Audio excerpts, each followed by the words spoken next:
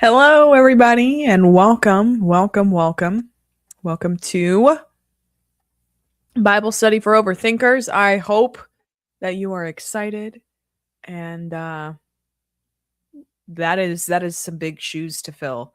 Mud Girl AZ said, "Don't get nervous, but I put the show on the big screen." How can you say that and not expect me to not get nervous? That is some big shoes to fill. So hopefully I can live up to that. But hello, everybody. Welcome back. Welcome back to Bible Study for Overthinkers. Of course, I am your host, Jackie Espada. We are going to be starting a new book tonight, a new book of the Bible. And the new book of the Bible is Deuteronomy. So this is the 5th book of the Bible, and also the final book of the Torah. So the Pentateuch, that's what they call it. Those first 5 books of the Bible are what consist and make the Torah. So that is what we are going to be getting into today. It is going to be a fantastic day because we have a new sponsor of the show. I hope that you guys are excited and ready. We'll talk about them later on in the show, just to let our friends join us. And as people are filing in this evening, make sure to please hit that thumbs up and share this show out with a friend. Whether you're watching live or on replay, I truly appreciate you guys, each and every one of you that throws that thumbs up and also shares this show with a friend, because it is because of you guys that I am able to continue to grow and keep doing this each and every week. So it is absolutely fantastic, and I am glad to be here and be your hostess with the mostest. And of course, if you guys are watching and you guys haven't said hi in the chat already, make sure to just say hi. Even if you guys are not going to be super active in the chat, just one single hi is perfectly fine with me, because Rumble does enjoy our unique chatters, and also over on YouTube as well. So unique chatters are the name of the game here. So just say hi. I know Mud she has fulfilled the assignment. She has said hi both here on Rumble and over on YouTube. So Overachiever 101, and I love it. So glad to have you guys. Deuteronomy. Jennifer Ray says, I have no idea what we're getting into, but let's go. Well, we have, it's going to be a good one, and I'm actually in the process of trying to upload a video to StreamYard that is going to explain all of the like, kind of like what we did with Numbers and Leviticus. We started with like a video that kind of explained and broke everything down. So we're going to do that again today, but I'm waiting for the video to load, so it's going to take a while. But in the meantime, let's go ahead and cover our first sponsor of the show, which is Loaded Gun. And I know it may be late, but some people may be already dreaming and thinking of their next cup of coffee. So make sure to stock up on some Loaded Gun coffee. This episode is fueled by Loaded Gun Coffee, veteran-owned, small batch roasted, and bold enough to actually taste as strong as it smells. They're all about quality over gimmicks, and every bag is roasted to order, so it's fresh when it hits your doorstep. You can grab your favorite roast at loadedguncoffee.com and use code Jackie Espada for 10% off your order. Support small business, drink bold, and start your day the clean way with Loaded Gun Coffee. I, of course, decided to throw something in my mouth. It's fine. Loaded Gun. Shop Loaded Gun. Excuse me. Shop Loaded Gun. Get all of their delicious coffee. And use my code, Jackie Espada, for 10% off. Truly appreciate that, of course. Anytime you use my link, I do get a proceed of the sale. So thank you for shopping the sponsors. And like I said before, we do have a new sponsor of the show, which I won't get into just yet because I'm very excited for them. And I'm looking at them right now and I'm like, this is the best. They are the best. We love them and I appreciate them. And I've been using their products for a few months now. And I will say that they they fit the bill. They exceed expectations. Mud Girl AZ said, "Yay, are you going to quit?" What am I quitting again? I hope I'm not quitting. I don't want to quit. Promise. I don't. Anyways, oh, she's talking to Tracy. Tracy says that she still has no coffee in the house and she hasn't died yet. Well, I'll be praying for you. And she just said if she Mud Girl was asking her if she was trying to quit, and it was because Tracy said it's because she's broke right now. So, Tracy, I am sending the coffee vibes to you so that you can replenish and stock up on some coffee soon because you deserve it. You do. The video is still loading and it may take a while and it may end up just being quicker and easier for me to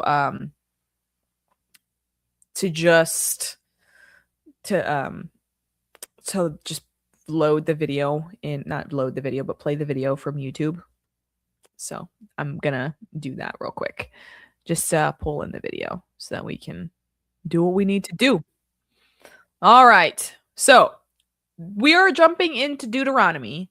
Deuteronomy, like I said before, is the 5th book of the Bible. We've got some learning to do. So here we go with this video. And I wish that this would stop like uploading, but it's fine. All right. Let me make this big screen and make sure that this is not on a faster setting. Okay, cool. Because I was listening to videos earlier and they were on like double speed. Not double, 1.5. I'm not a maniac. At least not with these videos. So, yeah. Anyways, here we go. We're going to get into the book of Deuteronomy summary. These are nice because it kind of gets your feet wet and lets you guys know what we're going to even be reading and getting into before we actually do the thing. So, here we go with this is the Bible Project, and I'll throw the link of this video in the description. Yeah, here we go. Share. There we go. I'll get the video link to you guys. Here we go with the video. The book of Deuteronomy is the 5th book of the Bible and the final book of the Torah. After the exodus from Egypt, Israel was at Mount Sinai for 1 year, entering into a covenant with their God. And then they had the disastrous road trip through the wilderness, and the Exodus generation disqualified themselves from entering into the land promised to Abraham. And so Deuteronomy begins with Moses standing in front of this new generation, explaining the Torah. And it's from here that the design and purpose of the book unfolds. Deuteronomy is a series of speeches from Moses where he's calling the next generation of Israel to be faithful to the covenant with their God. At the center of the book is a collection of laws, which are the terms of the covenant between God and Israel. Some of the laws are new, but many are repeated from the laws given earlier at Mount Sinai. And that's actually where this book gets its name, from a Greek word deuteronomion, which means a second law. Now, surrounding these laws are 2 outer sections of Moses' speech. Each of these are broken up into 2 parts themselves. Let's just dive in and we'll see how this whole thing works. So Moses, first of all, summarizes the story so far, and he highlights how rebellious the previous generation was, in contrast with God's constant grace and provision in the wilderness. And God did bring his justice on them, yes, but he did not abandon his covenant promises. After this comes a series of very passionate sermons where Moses calls on this new generation to be more faithful than their parents were to the covenant. He reminds them of the 10 Commandments, and then the centerpiece of this section is a famous line called the Shema. Moses says, "Listen, Israel, the Lord is our God, the Lord alone, and you shall love the Lord your God with all of your heart, with all of your soul, and with all of your might." This became a very important daily prayer in Judaism, and it brings all of the themes of the book together. So the word listen, or Shema in Hebrew, it means much more than just to hear. Its meaning includes responding to what you hear, or in English we would say obey. And the word love in Hebrew also means much more than just an emotion or feeling. It's about a decision of wholehearted devotion to God that involves your will and your emotions, your mind and your heart. Now, for Israel, their obedience and devotion to God served a much larger purpose. Obedience to the laws is going to make Israel a unique people among the nations. Just like God said at Mount Sinai, they will become a kingdom of priests. And Moses now says, how? Israel has the chance, by following the laws, to show the whole world the wisdom and the justice of God. The other key idea in the Shema is that Israel was called to obey and be devoted to the Lord alone. Or literally, in Hebrew, it says, the Lord is one. Now, in context, the point is that the Lord is the one God Israel is to worship and obey. Israel's about to go into the land of Canaan, where people worship idol gods that represent all different aspects of creation: the sun, the weather, sex, and war. And in Moses' view, worshiping these gods degrades humans and destroys communities. But worshiping the God of Israel, who's the creator and the redeemer, that will lead to life and blessing. And so we come to the large collection of laws at the center of the book. And they're roughly arranged by topic. So the opening section is about Israel's worship of their God. They were to have one central temple where one God would be worshiped. And also, God was to be worshiped in Israel's care for its poor. So, for example, all Israelites were to set aside 1/10 of their annual income to be given to the temple, but another tenth was to be set aside every 3 years and given to the poor. And these are the kinds of laws that put Israel on the cutting edge of justice in comparison to their ancient neighbors. And it was all bound up with their worship of God. The next section outlines the character qualities of Israel's leaders. So the elders, the priests, the kings, these were all placed under the authority of the covenant laws, which God said that he would enforce by sending prophets to keep the leaders accountable. So in contrast to Israel's neighbors, where kings were thought of as divine and a law unto themselves, Israel's leaders were subordinate to the law and the prophets. Following this is a large section of laws about Israel's civil life, so rules about marriage and family and business, and also about social justice, about their legal system and how it was to protect widows and orphans and immigrants. And then these are concluded by more laws about worship. Now, here's some tips for reading all of these laws. Remember, first of all, these are the terms of the Sinai covenant given specifically to ancient Israel, living in a culture that's very different from yours. And so, two, it's not going to be helpful to compare these laws with modern laws from a very different culture. Rather, these were given to set Israel apart. And so we need to compare these laws with those of Israel's neighbors, like in Assyria or Babylon. And when you do that, all of a sudden, laws that seemed harsh or bizarre become much more clear. You see that God is pushing Israel to a higher level of justice than was ever known before. And so finally, try to discern what core principles of wisdom or justice underlie any particular law, and you'll discover some really profound things. So here's an extra credit assignment. Go see how Paul the Apostle does this very thing in his first letter to the Corinthians, chapter 9, verse 9. And he quotes a law from Deuteronomy, chapter 25, verse 4. It's really interesting. So back to Moses. After he goes through all of the laws, he issues a final challenge that Israel should listen to and love their God. He first issues a warning and an ultimatum. If Israel listens to and obeys their God, everything's going to go great, lots of divine blessing. But if they don't listen and rebel, famine, plague, devastation, and ultimately exile from the land. And then Moses forces a decision. He says, "Today I set before you all life or death, blessing or curse, goodness or evil. So choose life by loving the Lord your God and listening to him." But then Moses says this. He says, "I know that after I die, you're going to rebel and turn away from God and end up in exile," which is kind of a downer. But then again, he's been with these people for decades, and it becomes clear that his hopes are not very high. But all is not lost, Moses says. One day, when Israel is sitting in exile, at any point, Moses says they can turn back to their God, who will, in his words, circumcise your hearts. Now, this is a vivid metaphor that's saying something is fundamentally wrong with Israel's heart. It's stubborn and hard. And it's the same thing wrong with the heart of all of humanity. This is going all the way back to the rebellion in the garden. Humans seized autonomy from God. They wanted to define good and evil for themselves, and they ruined God's good world as a result. But one day, Moses says, God is going to do something to transform the hearts of his people so that they can truly listen to and love God from the heart and be led back to true life. And this is the promise that gets picked up by the later biblical prophets, Jeremiah and Ezekiel, the hope for a new heart. So Moses ends his speech with a poem of warning and then of blessing. And then he walks up onto a mountain and he dies. And so the Torah draws to a close. All of the major plot tensions of the biblical story are in place, but left totally unresolved. So, when is the descendant of the woman going to come and defeat evil? Or how is God going to rescue the whole world and bless all nations through this family? And how can God's holiness be reconciled with people who are continually rebellious? And how is God going to transform the hearts of his people? You just have to keep reading to find out. But for now, that's what the book of Deuteronomy is all about. Did you get all that? I hope so. I hope you took notes, and technically you don't even need me anymore.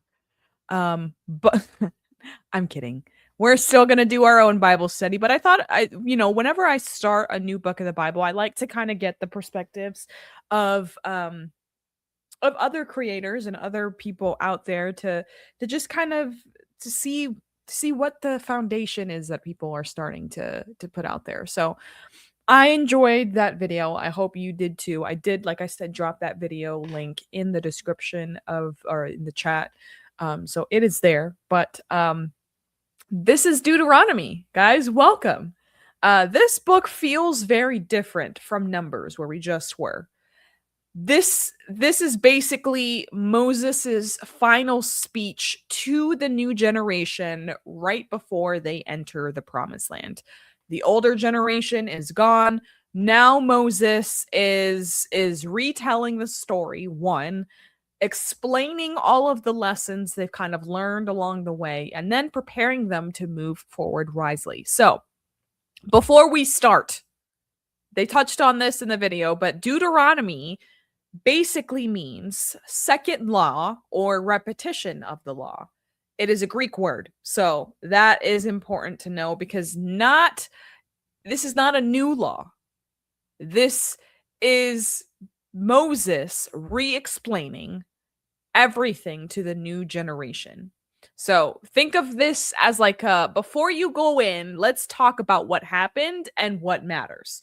So that is Deuteronomy in a nutshell. And when I was going through this earlier, I was talking to Cam and I was like, this feels like the same story that we just finished reading. Like this is the same thing. And Cam said to think about it this way. Moses is an old man. He is an old man. He knows that his time is about to come. He's gonna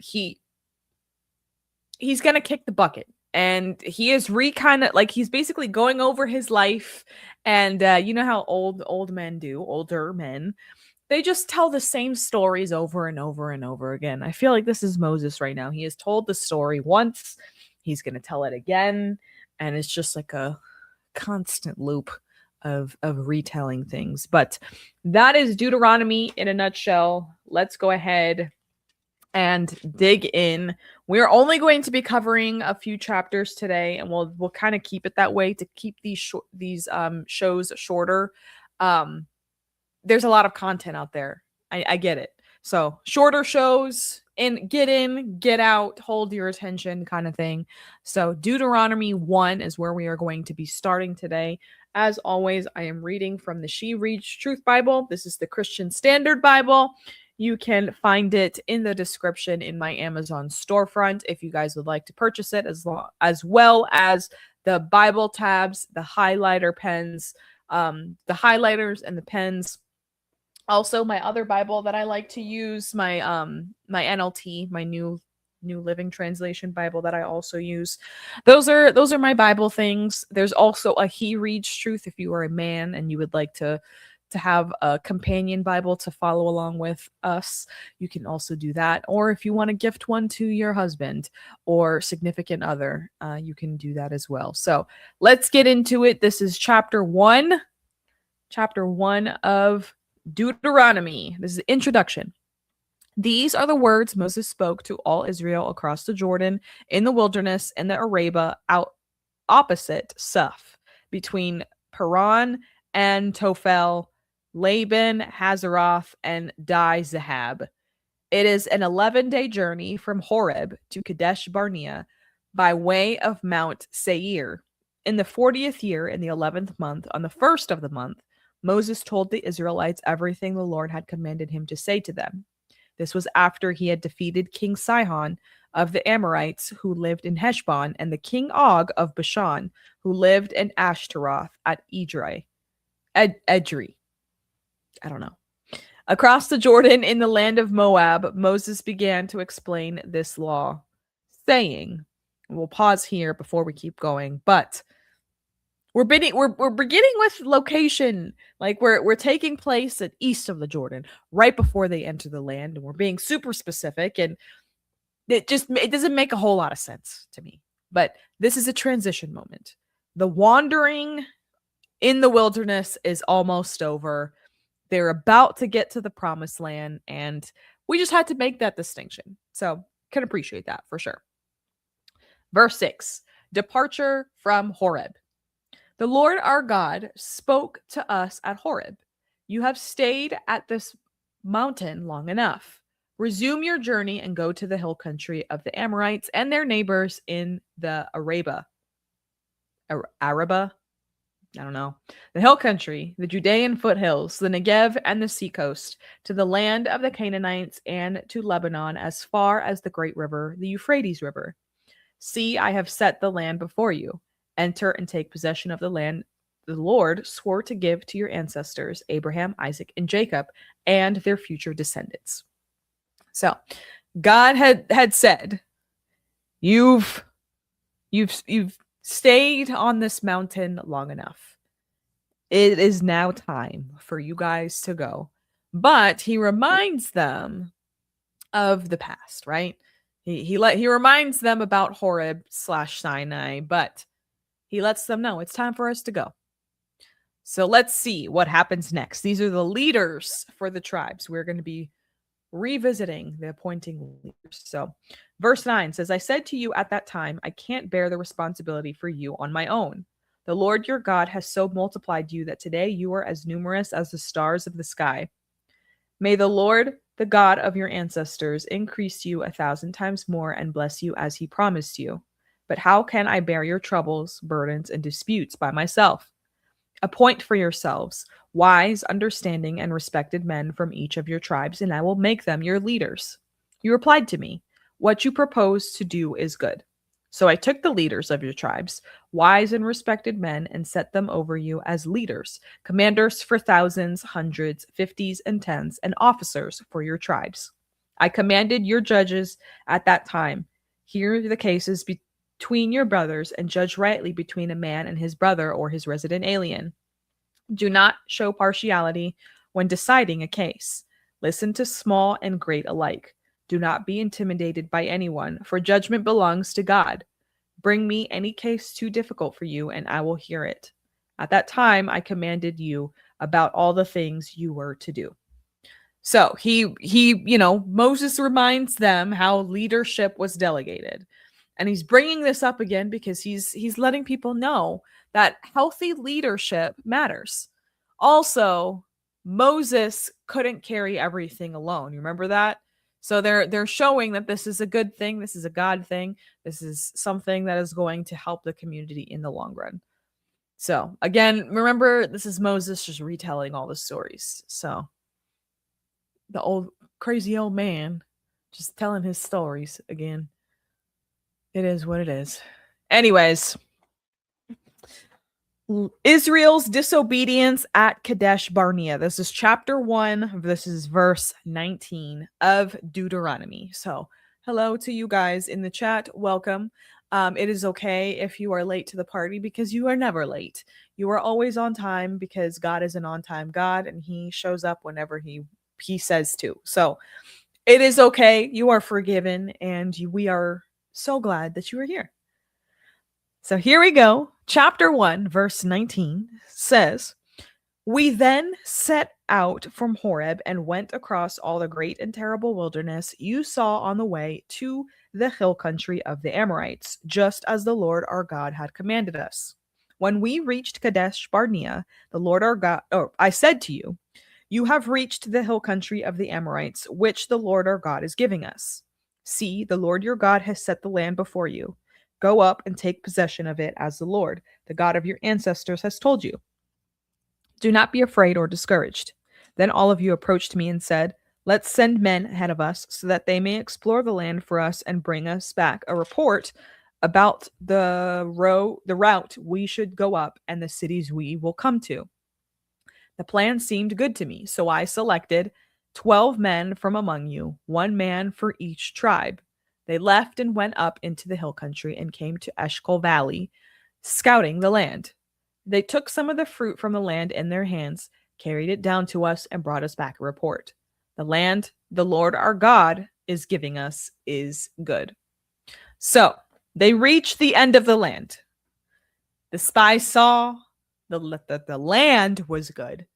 And that's very important to note. Very important to note because the problem was never the land. The promise was good. God was making good on his promise. It was the fact that the people doubted. And it led to them, basically exposing the condition of their heart. So that's why it's important. And I'm glad that that Moses is retelling this part because it's letting people know, like, check yourself because you're not doing things right. Anyways, let us keep going. Verse 26 of chapter 1 says, "But you were not willing to go up. You rebelled against the command of the Lord your God. You grumbled in your tents and said, 'The Lord brought us out of the land of Egypt to hand us over to the Amorites in order to destroy us because he hates us. Where can we go? Our brothers have made us lose heart, saying the people are larger and taller than we are. The cities are large, fortified to the heavens. We also saw the descendants of the Anakim there. So I said to you, don't be terrified or afraid of them. The Lord your God who goes before you will fight for you, just as you saw him do for you in Egypt. And you saw in the wilderness how the Lord your God carried you as a man carries his son all along the way you traveled until you reached this place. But in spite of this, you did not trust the Lord your God, who went before you on the journey to seek out a place for you to camp. He went into the fire by night and in the cloud by day to guide you on the road you were to travel." So, the people, refused to go because they were afraid. The promised land, the thing that God said was for them, but, they were afraid again. And Moses had to remind them that God had already carried them and guided them there, meaning that they forgot God's faithfulness because fear showed up. So don't let fear win, guys. This is not a thing that we want to do. Don't let fear win. Anyways, let's keep going. Chapter 1, verse 34 says, "When the Lord heard your words, he grew angry and swore an oath. None of these men in this evil generation will see the good land I swore to give your ancestors, except Caleb, the son of Jephunneh. He will see it, and I will give him and his descendants the land on which he has set foot, because he remained loyal to the Lord. The Lord was angry with me also because of you, and said, 'You will not enter there either. Joshua, son of Nun, who attends you, will enter it. Encourage him, for he will enable Israel to inherit it. Inherit it. I don't know why I couldn't say that. Your children, who said would be blunder, your sons who don't know yet good from evil, will enter there. I will give them the land, and they will take possession of it. But you are to turn back and head for the wilderness by way of the Red Sea.'" So God declared, remember, this is all just a recounting, but God declared that generation would not enter except for Joshua or Caleb, and of course later Joshua. And he's repeating this because their choices earlier to have, to not believe the spies carry consequences, and those consequences matter. And it is. And Leslie, I'm with you. She says it's hard to imagine a people who would not be faithful. I agree. But if you think about it this way, there's a lot of people out there, like we wouldn't have atheism for one. We wouldn't have all this satanic garbage that's going on, if people still wouldn't, are not faithful, I mean, it's interesting for sure. Who knows? But I do know that whether they see the consequences now or they see the consequences later, there are consequences for people's lack of belief. So, yeah. Anyways, let's finish out chapter 1. And it says, and this is verse 41, it says, "You answered me, 'We have sinned against the Lord. We will go up and fight just as the Lord our God commanded us.' Then each of you put on his weapon of war and thought it would be easy to go up into the hill country. But the Lord said to me, 'Tell them, don't go up and fight, for I am not with you to keep you from being defeated by your enemies.' So I spoke to you, but you didn't listen. You rebelled against the Lord's command, and defiantly went up into the hill country. Then the Amorites who lived there came out against you and chased you like a swarm of bees. They routed you from Seir as far as Hormah. When you returned, you wept before the Lord, but he didn't listen to your requests or pay attention to you. For this reason, you stayed in Kadesh as long as you did." So that is interesting. After refusing initially, of course, they tried to go and fight anyway, but they were defeated because delayed obedience is still disobedience. It's either God's time or no time. So think about that the next time you don't move when God says move. Just saying. But that was chapter 1. That was chapter 1. Chapter 2 now is the continuation of the story. So let us continue. We are now going to be wandering for a little bit. So let's see why we're wandering so long. This is chapter 2, Journey Past Seir. Then we turned back and headed for the wilderness by way of the Red Sea, as the Lord had told me, and we traveled around the hill country of Seir for many days. The Lord said to me, "You've been traveling around this hill country long enough. Turn north." So they wandered around Mount Seir for many years. They didn't say how many, but God finally said, "You know what? That's enough. You guys, you've circled this mountain long enough. You guys can go." And that's the thing. Seasons of wandering are not meant to last forever. So if you are in that season of life where you feel like you're in a wandering season, it's not going to last forever. God is going to pull you through it, and he's going to change it in an instant. It's literally the moment that he says turn, everything's going to turn. So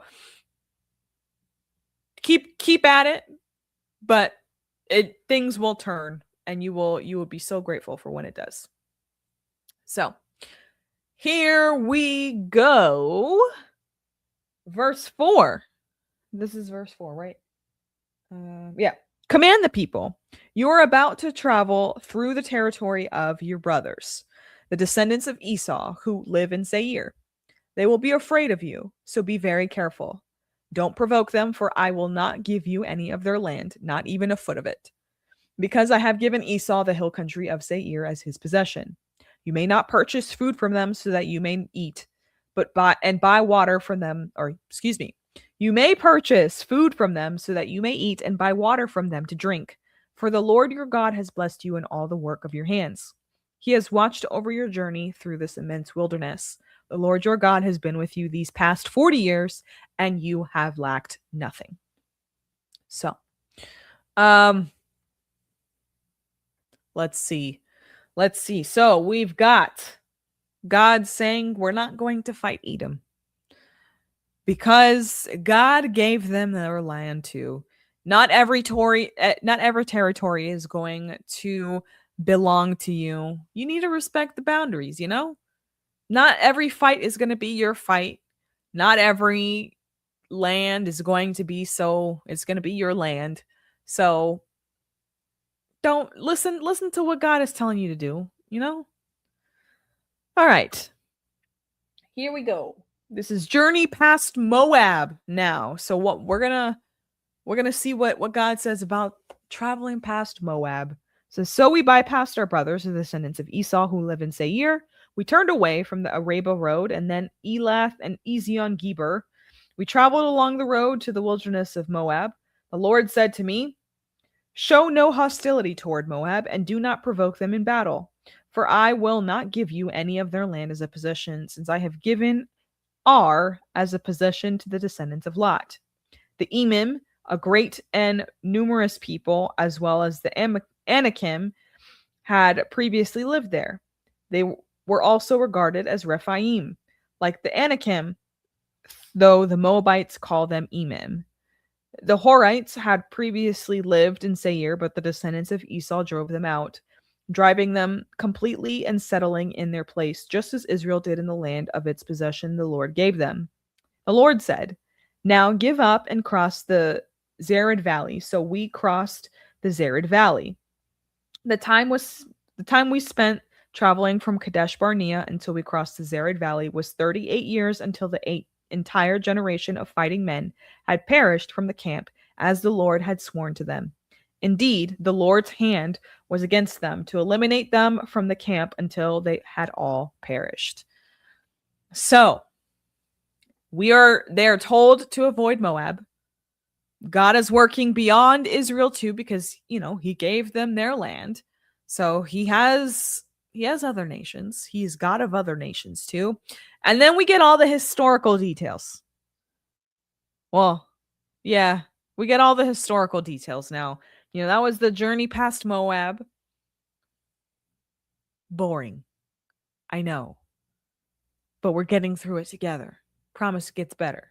As long as we keep on going. All right. Journey past Moab. More details. Here we go. 16. Verse 16, chapter 2. It says, when all the fighting men had died among the people, the Lord spoke to me. Today you are going to cross the border of Moab at Ar. When you get close to the Ammonites, don't show any hostility to them or provoke them, for I will not give you any of the Ammonites' land as a possession. I have given it as a possession to the descendants of Lot. This too used to be regarded as the land of the Rephaim. The Rephaim lived there previously, though the Ammonites called them Zamzumim, a great and numerous people, tall as the Anakim. The Lord destroyed the Rephaim at the advance of the Ammonites, so that they drove them out and settled in their place. This was just as he had done for the descendants of Esau, who lived in Seir, when he destroyed the Horites before them. They drove them out and have lived in their place until now. The Caphtorim, who come from Caphtor, destroyed the Avites, who lived in villages as far as Gaza, and settled in their place. So, we got all the details, all the peoples and the territories, and this is all included because it shows God's sovereignty over history and nations. So, God is still throughout this story. That is for sure. He is not abandoned, even in like the most boring of things. He is still there, still active. All right, let's keep going. Now we're gonna fight Sihon, the Amorite. Let's see what happens here. It says, the Lord also said, get up, move out, and across the Arnon Valley. See, I've handed them Amorites, King Sihon of Heshbon, and this land over to you. All right. Let's see. Gotta flip the page, and they're sticking together. Hello. Come on. There we go. Begin to take possession of it. Engage him in battle. Today, I will begin to put the fear and dread of you on the people everywhere under heaven. They will hear the report about you, tremble, and be in anguish because of you. So earlier, they were avoiding conflict, and now they're going to engage Sihon. This is different because this territory is God giving, or this is God giving them this territory. So there's a difference between avoid and engage. So let's see what the Sihon victory is like. So, verse 26 says, so I sent messengers with an offer of peace to King Sihon of Heshbon from the wilderness of Kedmonoth, saying, "Let us travel through your land. We will keep strictly to the highway. We will not turn to the right or left. You can sell us food in exchange for silver so we may eat, and give us water for silver so we may drink.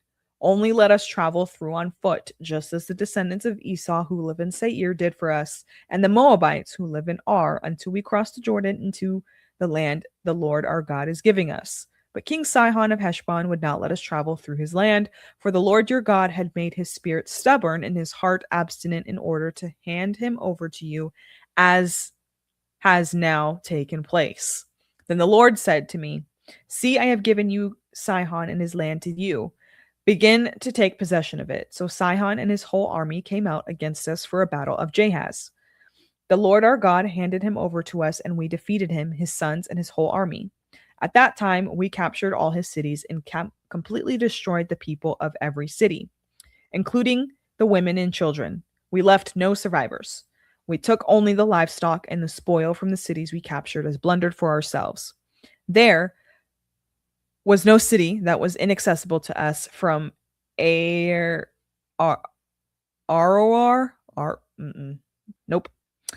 On the rim of the Arnon Valley, along with the city in the valley, even as far as Gilead.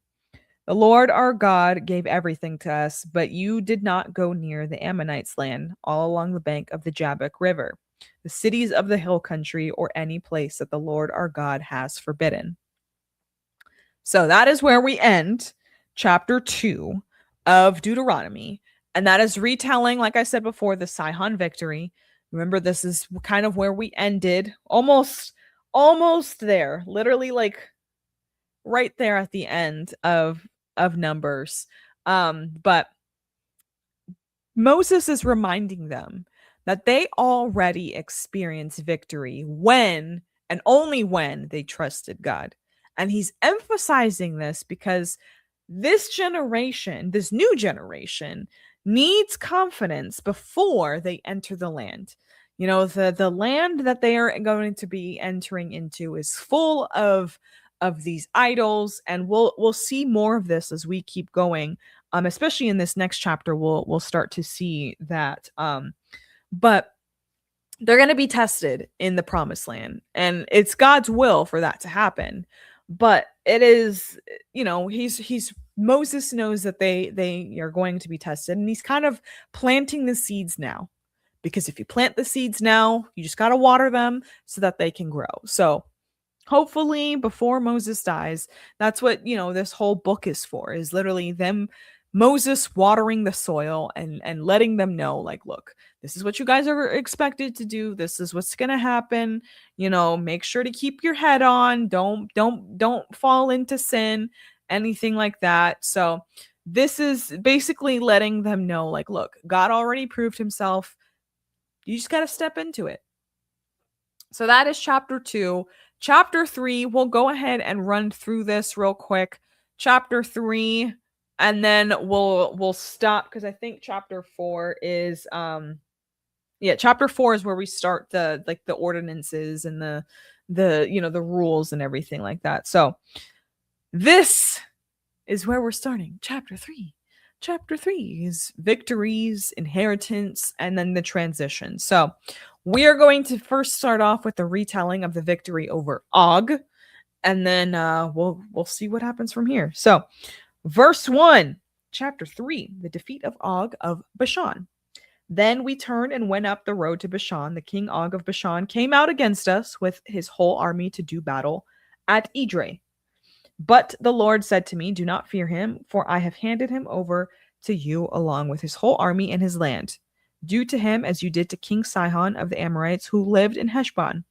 So the Lord our God also handed over King Og of Bashan and his whole army to us. We struck him until there was no survivor left. We captured all his cities at that time. There wasn't a city that didn't take from them. 60 cities, the entire region of Argob, the kingdom of Og in Bashan. All of these were fortified with high walls, gates, and bars, besides a large number of rural villages. We completely destroyed them as we had done to King Sihon of Heshbon, destroying the men, women, and children of every city. But we took all the livestock and the spoil from the cities as plunder for ourselves. So, retelling the story of the victory, and God tells them, "Do not fear him." Remember that? We're repeating this story again. This generation, of course, remember, they need confidence, and God is he's showing them. He's like, "Look, I already proved myself. Let me do it again." So now, this is an interesting part. I I thought this was weird. Weird, and you guys let me know in the chat if you guys have any insights on this part of the story, because it makes no sense to me. But we're going to describe Og's bed now. I know that this feels like a cryptid moment, like giants and stuff. So Amber, I'm interested to see if you have a take on this. And it's okay if you don't. I know that you have studied Dr. Michael Heiser's work. And actually you gave me a book in was it Nashville? Yeah, it was Nashville. You gave me a book in Nashville, which I actually pulled out today. That's going to be the next book that I read. So I expect to hear from me over the next few weeks as I dig into this book. But anyways, chapter 3, verse 8, the land of the Transjordan tribes. So this is what it says. It says, at that time, we took the land from the two Amorite kings across the Jordan, from the Arnon Valley as far as Mount Hermon, which the Sidonians, maybe, call Sirion, but the Amorites call Sinir, all the cities of the plateau, Gilead, and Bashan as far as Salika and Idri. I don't know. I probably should have looked that up, but it's fine. Cities of Og's kingdom in Bashan. Only Og of Bashan was left of the remnant of the Rephaim. His bed was made of iron. Isn't it in Reba of the Ammonites? It is 13 and a half feet long and 6 feet wide by a standard measure. Nobody, like no normal person has 13 and a half foot. Ugh, bug just hit me in the face. 13 and a half foot bed, unless you're a giant. See, Amber, she confirmed it. She said giants is right. Looking forward to that. I am currently listening to on Audible now. Ooh, fun. Yeah. Maybe we can do a Bible maybe we can do a book club on this show, and we can dig into this Michael Heiser book together. That'd be fun, maybe. We'll see. I don't have necessarily the time to put in for another show. And if I'm being honest, my hours are very limited. Return on investment kind of thing is, so the more that I'm on podcasts, the less time that I have to work on more money making opportunities. So it's a catch-22 that I'm dealing with. So anyways, Og's bed, 13 and a half foot tall or long. And that's massive. It feels like a random detail, but I feel like, this is just me. I feel like this is included because it emphasizes how intimidating King Og was. You know, even giant obstacles, basically. They giants, literal giants, still are smaller than God. So the enemy may seem huge and it may seem like a giant, but guess what? God is bigger.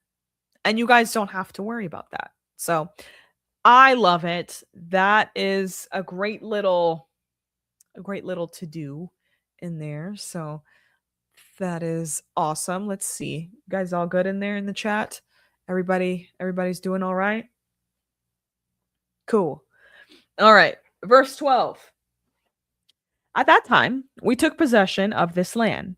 I gave to the Reubenites and the Gadites the area extending from Aroer, maybe, by the Arnon Valley and half the hill country of Gilead along with its cities. I gave to half the tribe of Manasseh the rest of Gilead and all Bashan, the kingdom of Og, the entire region of Argob, the whole territory of Bashan, used to be called the land of the Rephaim. Jair, a descendant of Manasseh, took over the entire region of Argob as far as the border of the Geshurites and Maccathites. He called Bashan by his own name, Jair's villages, as it is today. I gave Gilead to Machir, and I gave to the Reubenites and Gadites the area extending from Gilead to the Arnon Valley. The middle of the valley was the border, and up to the Jabbok River, the border of the Ammonites. The Arba and Jordan are also borders from Chinnereth as far as the sea of the Araba, I don't know, the Dead Sea under the slopes of Pisgah on the east. I commanded you at that time. The Lord your God has given you this land to possess. All your valiant men will cross over in battle formation ahead of your brothers the Israelites. But your wives, dependents, and livestock, I know that you have a lot of livestock, will remain in the cities I have given you until the Lord gives rest to your brothers as he has to you. And they also take possession of the land the Lord your God is giving them across the Jordan. Then each of you may return to his possession that I have given you. So they revisit the eastern tribes. Remember the tribes of Reuben, Gad, and half of Manasseh. They already received the land east of the Jordan, and he's just letting them know. They received this land, however, they still have to go and fight with everyone else first. And God and Moses together are emphasizing this because blessing, because they were blessed already, doesn't remove responsibility to others. So that goes for you guys in the chat too. When you are blessed, you should be blessing everyone should be blessed. So keep that in mind. Amber in the chat said the Rephaim are a race of giants. Yes, along with the Anakim. Correct, Amber. That is correct. At least that's what I know from watching Blurry Creatures and listening to a few of the hosts that or co-hosts and guests that they have had on their show. So that is that. Let's keep going. We're going to be talking to we're shifting now. So now we're shifting to leadership. And now we're going to encourage Joshua. So the transfer of Israel's leadership, verse 21. I commanded Joshua at that time, your own eyes have seen everything the Lord your God has done to these two kings. The Lord will do the same to all the kingdoms you are about to enter. Don't be afraid of them, for the Lord your God fights for you. So Moses tells Joshua not to fear because God fights for Israel. And this is, a transferring of leadership. We're fighting, and we know that God is fighting for us. And I love that we're making sure that we're instilling those values, those leadership type values, so that just because Moses is not going to be entering, he knows that the people who are stepping up into his place know what the mission is. All right. This is where we're ending chapter 3, and then we'll pause real quick for a commercial break, and I'll get to talk to you about my new sponsor. I'm so excited about this. Okay, anyways, verse 23. At that time, I begged the Lord, Lord God, you have begun to show your greatness and your strong hand to your servant. For what God is there in heaven or on earth who can perform deeds and mighty acts like yours? Please let me cross over and see the beautiful land on the other side of the Jordan, that good hill country in Lebanon. But the Lord was angry with me because of you and would not listen to me. The Lord said to me, that's enough. Do not speak to me again about this matter. Go to the top of Pisgah and look to the west, north, south, and east, and see it with your own eyes, for you will not cross the Jordan. But commission Joshua, encourage him, and strengthen him, for he will cross over ahead of the people and enable them to inherit this land that you will see. So we stayed in the valley facing Beth Peor. So Moses asks again. He pleads with God, please let me go in, God. Please let me see the promised land. And God is like, no. it is, he has to be a strong God. He says even the faithful leaders need to face the consequences. So Moses still gets to see the land, though. He doesn't get to go in it. But, that's just who God is. God is a God of grace and mercy, and grace exists even within the consequences. So of course, God is going to allow uh for for Moses to at least see the promised land. He may not be able to go into it, but at least he'll get to see it. So that is chapter 3. We have 2 more chapters left to read tonight. And before we do that, I wanted to thank our last few sponsors of the show. First one being In His Word. I'm so excited to tell you about In His Word, a woman-owned, family-run Christian brand from the Pacific Northwest. 3 sisters and their moms started this business out of their kitchen, creating faith-based apparel and home goods designed to keep us rooted in God's Word. Every design is prayed over, crafted by hand, and made with the mission of helping you carry Scripture into your everyday life. Whether it's a bold reminder or something more subtle that keeps your heart steady, you can shop their collection at inhisword.us and use my code Jackie Espada for $10 off orders over $70. That's inhisword.us. Faith you can wear and carry wherever you go. Thank you, In His Word, for being a sponsor of today's show. I truly appreciate you guys. You are absolutely the best. I wear their clothes all the time because it just makes me feel so good, especially knowing that I can see like the messages that they have on their merch, and it's just so great because I can just look in the mirror and be like, yeah, Jesus is he's got my back, So that's always fun. I also want to thank Rumble Wallet. So let's go ahead and thank them real quick. We hear a lot about crypto, but here's the part most people miss. Crypto was created so you could actually own and control your money. After the 2008 financial crisis, Bitcoin was designed as an alternative to banks. So instead of a bank holding your money, delaying transfers, or limiting access, you're in control. And if you've ever had to wait for a transfer to clear, you've felt that problem. Now, fast forward to today. Everyone's heard of crypto, but getting started feels complicated. That's exactly why I use Rumble Wallet. It takes all that complexity and makes it simple. Choose what you want: Bitcoin, dollar backed stablecoins, or even digital gold backed by real gold. No complicated setup. It connects with MoonPay so you can use your credit card, debit card, or bank and be up and running in minutes. Once you're set up, you can even support your favorite Rumble creators like me directly. So do this now, scan the QR code, or click the link in the description and download Rumble Wallet. From there, you can set up your wallet, tap buy, and you're in the game. In just a few minutes, you can go from hearing about crypto to actually owning some. So thank you, Rumble Wallet, for being another sponsor of today's show.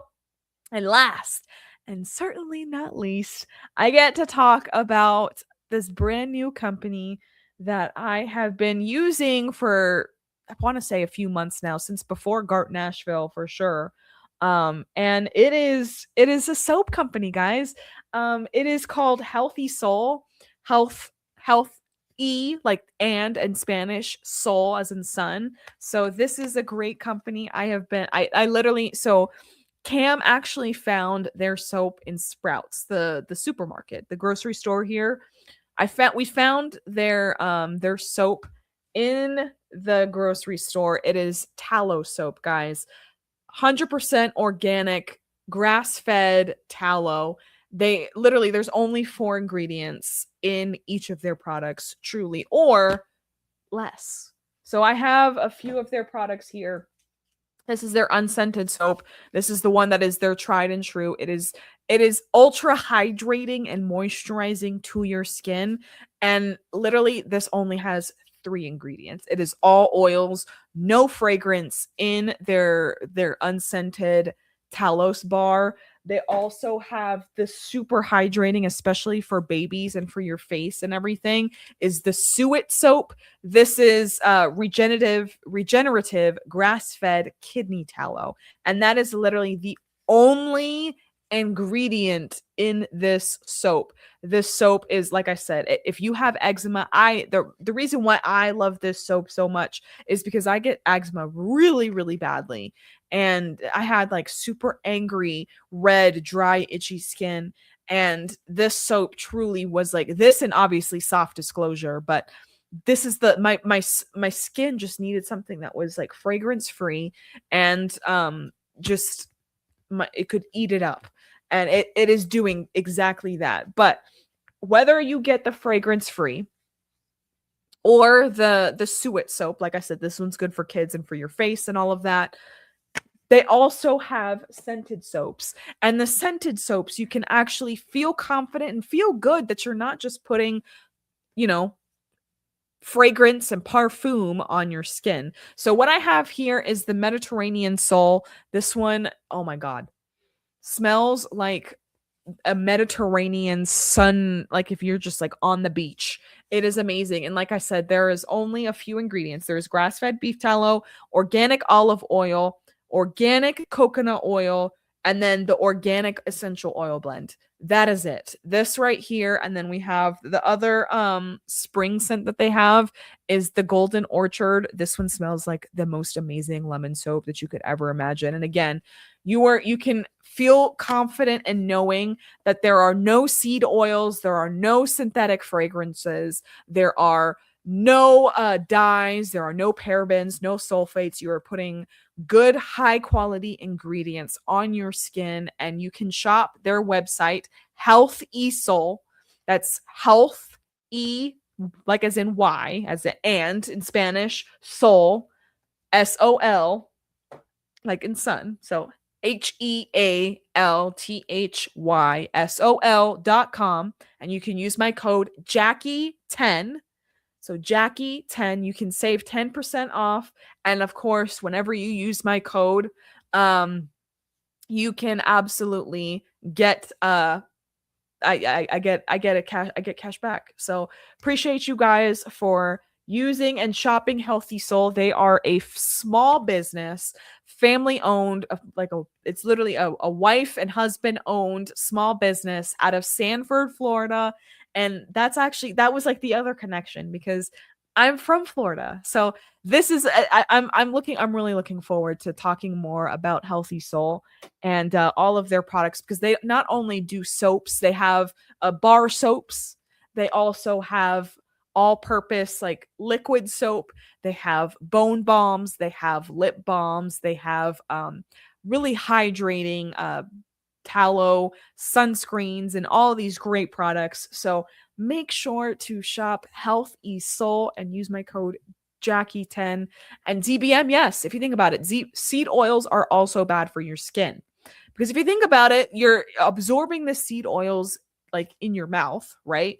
But your skin is the largest organ of your body. So it's going to absorb everything you put on your skin. So if you put seed oils on your skin, naturally it's going to get filtered throughout the rest of your body. So maybe we don't want to put seed oils on our body. So give me all of the animal fat, specifically tallow. So thank you, Healthy Soul, for being a sponsor. And let's get back into the rest of the reading. We are on chapter 4 now.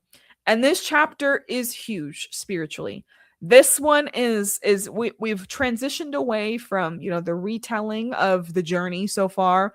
And this turns into basically a one long plea from Moses to remember God, obey God, and to not drift. So this one's a really good chapter, and I think it's important for us to definitely to pay attention to this, because there's a lot of lessons that we can be taking in for ourselves now. So let's get into it. This is the call to obedience. This is chapter 4. Verse 1 says, "Now Israel, listen to the statutes and ordinances I am teaching you to follow, so that you may live, enter, and take possession of the land the Lord, the God of your ancestors, is giving you. You must not add anything to what I command you." I saw the bug again.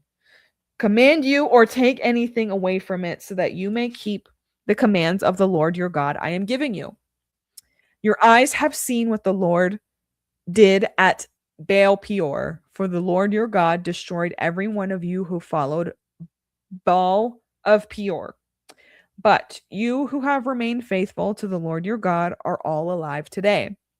Look, I have taught you statutes and ordinances as the Lord my God has commanded me, so that you may follow them in the land you are entering to possess. Carefully follow them, for this will show your wisdom and understanding in the eyes of the peoples. When they hear about all these statutes, they will say, this great nation is indeed a wise and understanding people. For what great nation is there that has a God near it, as the Lord our God is to us whenever we call to him? And what great nation has righteous statutes and ordinances like this entire law I set before you today? So Moses says, obey so you may live and enter the land that God has promised you. And he's being kind of urgent about it. But that's because they're about to enter a culture full of distractions and idols, like I was saying before.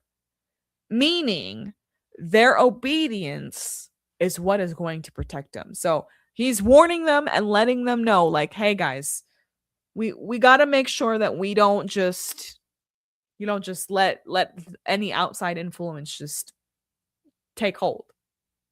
So that is that. Verse 9 says, only be on your guard and diligently watch yourselves, so that you don't forget the things your eyes have seen, and so that they don't slip from your mind as long as you live. Teach them to your children and your grandchildren. The day you stood before the Lord your God at Horeb, the Lord said to me, assemble the people before me, and I will let them hear my words, so that you may learn to fear me all the days they live on the earth, and may instruct their children. You came near and stood at the base of the mountain, a mountain blazing with fire, into the heavens and enveloped in a totally black cloud. Then the Lord spoke to you from the fire. You kept hearing the sound of the words, but didn't see a form. There was only a voice. He declared his covenant to you. He commanded you to follow the 10 commandments, which he wrote on two stone tablets. At that time, the Lord commanded me to teach you statutes and ordinances for you to follow in the land you are about to cross into and possess. So, why is he stressing the whole remembering part? You know, he's being really adamant. Don't forget what you guys have seen, and make sure to teach it to your children. Why? Because memory fades quickly, and of course, if you think about it, at the time they weren't all literate. They weren't all just writing all of their accounts down. At the time, word spread by word of mouth, and they needed to spread the word, let the people know, so that they can continue to pass down the stories generation to generation, so that they don't slip up. Hopefully, my guess is that they're probably going to slip up. We've slipped up. I know that for sure. You guys let me know in the chat. Do you think they're going to slip up? Like I said, I think they are. They're probably going to do something real stupid in like the next chapter, probably in the next verse. But who am I to judge? Because I'm the same way. I do something stupid. So that is that. Here we go with verse 15. Verse 15, this is worshiping the true God. So diligently watch yourselves, because you did not see any form on the day the Lord spoke to you out of the fire at Horeb. So you don't act corruptly and make an idol for yourselves in the shape of any figure, a male or female form, or the form of any animal or on the earth, any winged creature that flies in the sky, any creature that crawls on the ground, or any fish in the waters under the earth.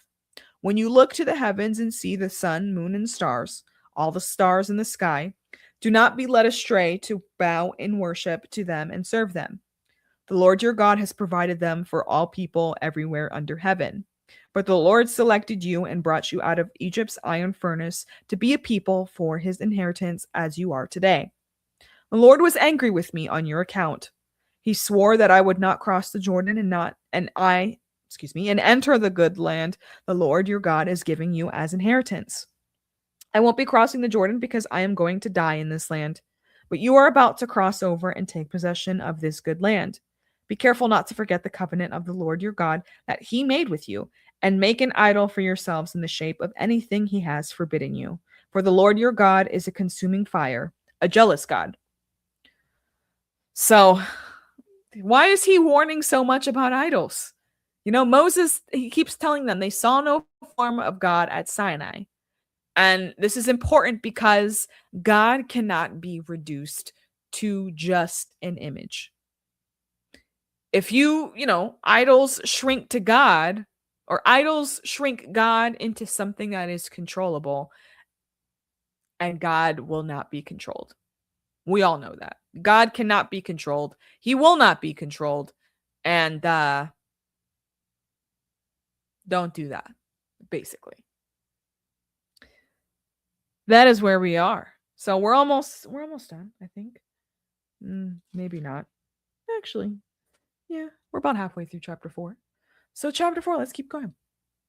Verse 25 says, when you have children and grandchildren and have been in the land a long time, and if you act correctly, make an idol in the form of anything and do what is evil in the sight of the Lord your God, angering him, I call heaven and earth as witnesses against you today that you will quickly perish from the land you are about to cross the Jordan to possess.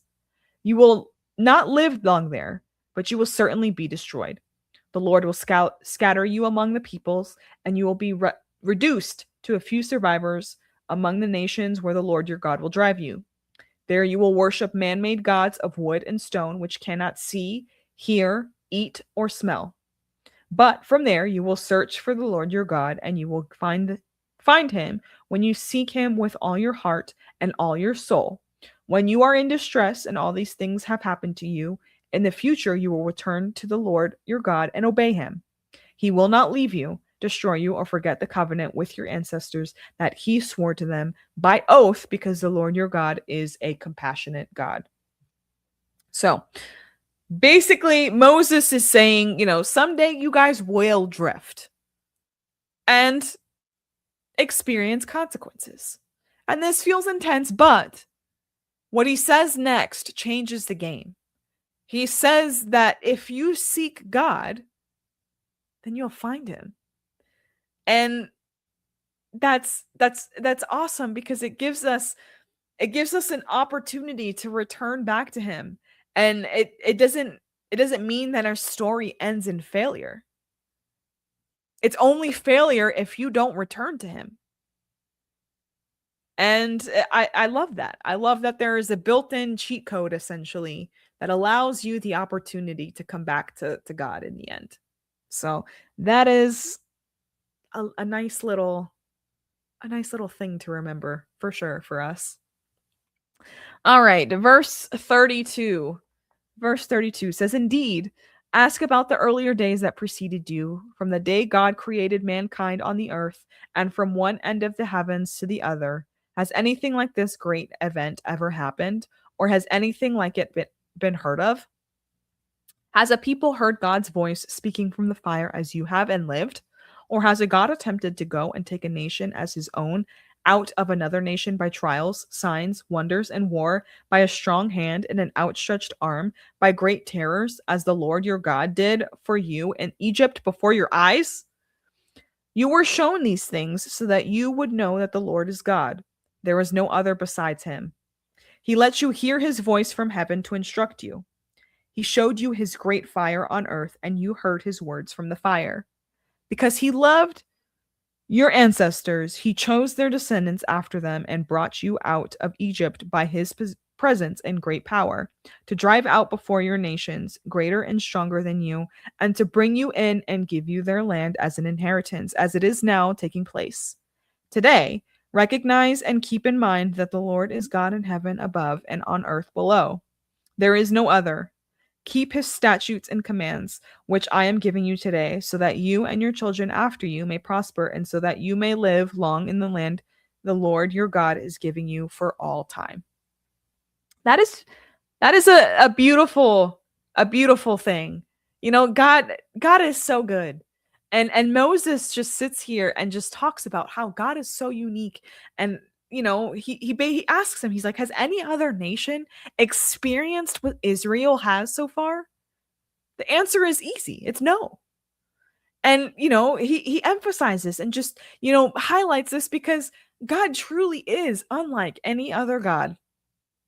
And we are so lucky that we get to serve him and that he is in covenant with us. We are so small compared to his great wonder, and he cares about each and every one of us. Ah, that just it blows me away every single time. But yeah, let's finish out chapter 4. Chapter 4, this is where we're ending. This is cities of refuge, verse 41 says, Then Moses set apart 3 cities across the Jordan in the east. Someone could flee there who committed manslaughter, killing his neighbor accidentally without previously hating him. He could flee to one of these cities and stay alive. Bezer in the wilderness on the plateau land belonging to the Reubenites, Ramoth in Gilead belonging to the Gadites, or Golan and Bashan belonging to the Manassites. This is the law Moses gave the Israelites. These are the decrees, statutes, and ordinances Moses proclaimed to them after they came out of Egypt, across the Jordan in the valley facing Beth Peor, in the land of King Sihon of the Amorites. He lived in Heshbon, and Moses and the Israelites defeated him after they came out of Egypt. They took possession of his land and the land of Og, king of Bashan, the 2 Amorite kings who were across the Jordan to the east, from Aroer on the rim of the Arnon Valley as far as Mount Sion, that is Hermon, and all the Araba on the east side of the Jordan as far as the Dead Sea below the slopes of Pisgah. So we end with the cities of refuge. Moses sets apart the cities, right, east of the Jordan, because justice systems reflect God's mercy. That's why we're ending here. So we've got justice, we've got mercy, and those, of course, are going to lead us to the rules. And of course, no rules are above any other rules except for the commandments, right? Whenever we think of God's rules, we automatically think of the commandments, and that's exactly what we are going to be getting into in chapter 5.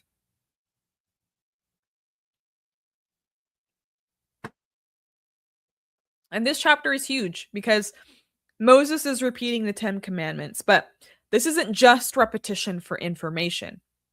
Moses is basically saying this commandment is not just your parents' story. This is your story now.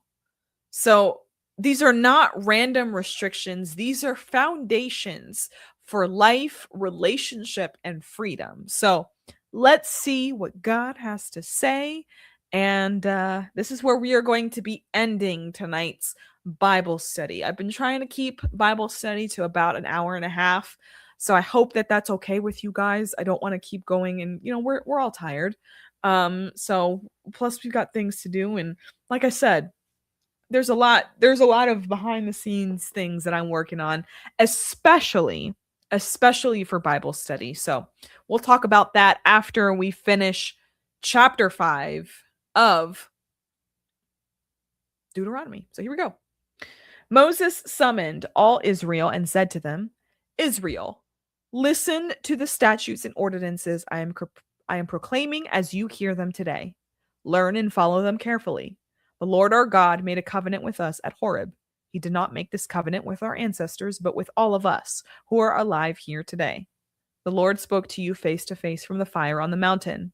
At that time I was standing between the Lord and you to report the word of the Lord to you, because you were afraid of the fire and did not go up the mountain. And he said, so this is where we'll pause here real quick, but Moses gathers all of Israel and says, listen, learn, and follow carefully. And the reason why they're, making such a big deal about this is because this generation didn't personally experience what the previous generation did on Sinai. And so, they didn't get to experience it the same way. And, he's really trying to let people know. And, faith, as much as we try, can't just be inherited secondhand. So faith must become personal. It's not something that just automatically happens. So let's see what the 10 commandments are, and let's see how the people respond too. Verse 6. I am the Lord your God who brought you out of the land of Egypt, out of the place of slavery. Starting automatically, we're starting with the relationship before the rules. God reminds them, he's like, look, I was the one that rescued you out of that, so remember me. Verse 7 says, do not have any other gods besides me. Do not make an idol for yourself in the shape of anything in the heavens above or on the earth below or in the waters under the earth. Do not bow in worship in them or to them, and do not serve them, because I, the Lord your God, am a jealous God, bringing the consequences of the father's iniquity on the children to the third and fourth generations of those who hate me, but showing faithful love to 1,000 generations of those who love me and keep my commands. So, God says, do not have any other gods, don't carve any images. But first, why is he putting that first? Because everything flows from who you worship. So, remember, again, idols reduce God into something controllable, and we're not trying to shrink God. We're not. And of course, worship shapes everything. So, start with worship. Verse 11 says, do not misuse the name of the Lord your God, because the Lord will not leave anyone unpunished who misuses his name. So he's not just meaning cursing here. We're talking about carrying God's name carelessly. So this includes hypocrisy and empty spirituality and using God in a manipulative way. So make sure you're representing God well. Be careful to remember the Sabbath day, to keep it holy as the Lord your God has commanded you. You are to labor 6 days and do all your work, but the seventh day is a Sabbath to the Lord your God.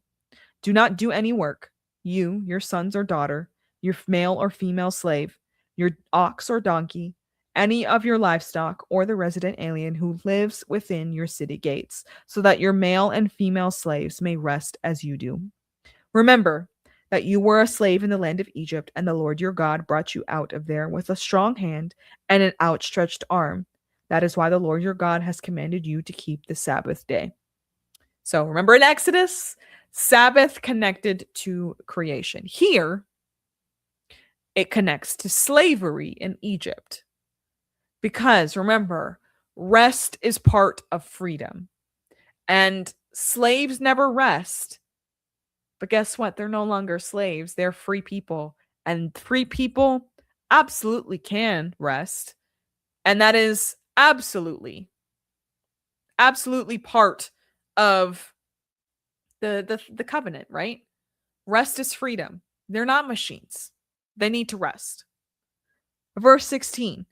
Honor your father and your mother as the Lord your God has commanded you, so that you may live long and so that you may prosper in the land the Lord your God is giving you.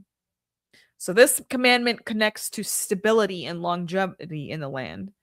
And, healthy families help shape healthy communities. So we love that. If you are honoring God, that creates stability in the long run. All right, these are the last few commandments before we get into the response. So verse 17, do not murder, do not commit adultery, do not steal, do not give dishonest testimony against your neighbor, and do not covet your neighbor's wife or desire your neighbor's house, his field, his male or female slave, his his ox or donkey, or anything that belongs to your neighbor. So he's grouping those all together: murder, adultery, stealing, lying, coveting, because those are all relational commands. They are grouped together because worship of God affects how you treat people. Also, Notice how coveting targets the heart and not just the actual actions. So sin starts from the inside. What are your intentions? So those are the commandments. And now we're going to see how the people react. So the people's response, this is verse 22. It says, "The Lord spoke these commands in a loud voice to your entire assembly from the fire, cloud, and total darkness on the mountain. He added nothing more. He wrote them on 2 stone tablets and gave them to me. All of you approached me with your tribal leaders and elders when you heard the voice from the darkness, and while the mountains were blazing with fire, you said, 'Look, the Lord our God has shown us his glory and greatness, and we have heard his voice from the fire.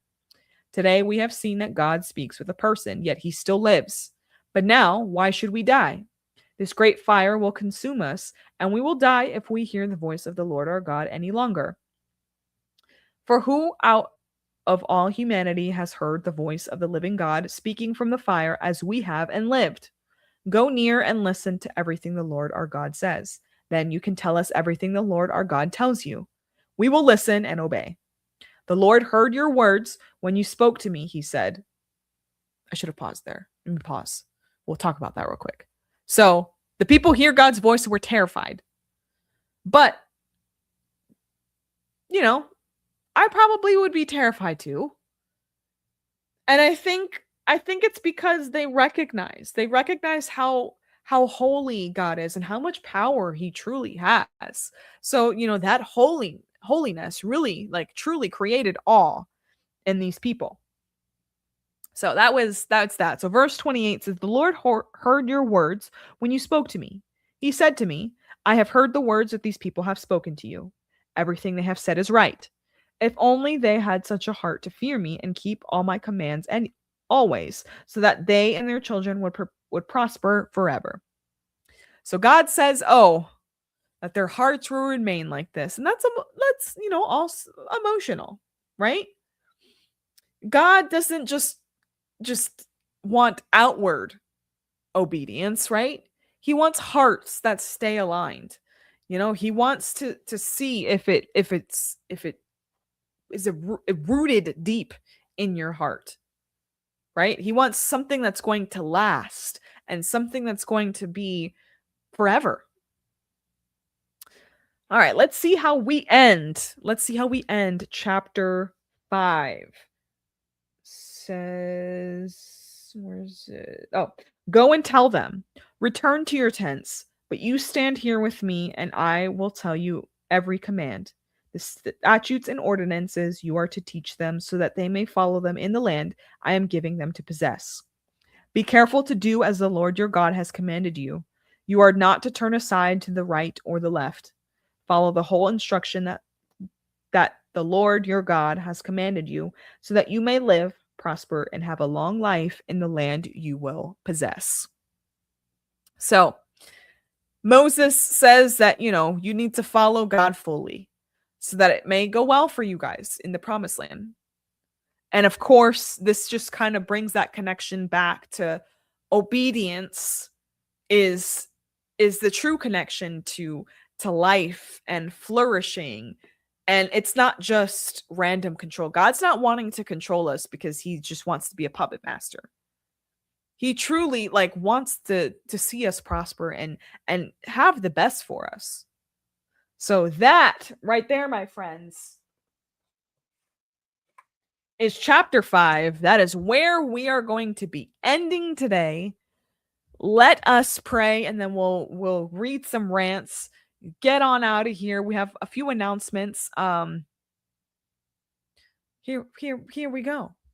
So thank you, Lord, for another beautiful day. Lord, thank you for another opportunity to gather together to give you praise and give you thanks. Lord, thank you for all of our loyal listeners and followers here on my channel. I'm so grateful that you continue to pour more and more people into my ministry, Lord, because I do this for you, and I know that I can't do it without you. I do it to bring people to the kingdom, and I'm so grateful that I get to do this each and every day. Lord, thank you for each and every person who is listening and watching this, Lord, whether it be live or on replay. Lord, I want you to please go into their life, and you know what the problem or sickness or whatever ailment or disease or situation that they're going through. Lord, I ask you to be in the middle of it right now. Heal them or bring them peace or deliver them from whatever trouble they are going through right now. Lord, I know that you are the healer of healers and the counselor of counselors and the friend of friends, that you will make sure that each of these people gets through whatever situation they're going through, Lord. I thank you also for our nation. Lord, I know that we have fallen so far from you, but also I feel like we are getting closer and closer to you every single day. And it brings me such joy to know that my generation and generations younger are the ones that are bringing and ushering in that revival into our nation. And Lord, I'm here for it, and I appreciate you for giving me a frontline seat to be able to see that.